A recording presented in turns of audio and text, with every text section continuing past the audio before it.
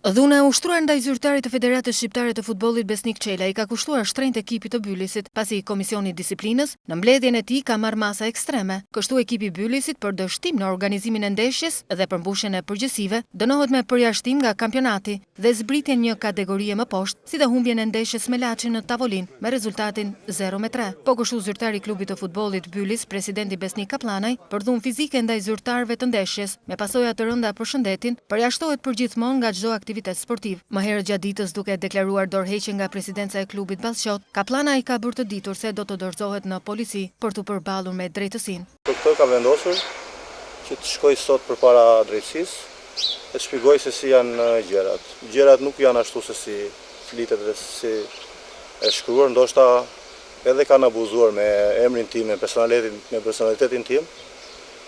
Për të gjitha këto gjëra, unë do shkoj të përballem para drejtësisë dhe sqarojmë se si janë. Ndërkohë edhe zyrtari i klubit të futbollit Vllaznia Armir Grima, për sjellje jo sportive ndaj zyrtarëve të ndeshjes dënohet me pezullim nga aktiviteti deri në fund të kampionatit. Përveç kësaj, ekipet e Vllaznisë, Tiranës, Kukësit dhe Besës, për sjellje të gabuar të tifozërive të tyre dhe hedhje të sendeve të forta në fushë, dënohen me 50.000 lekë gjob.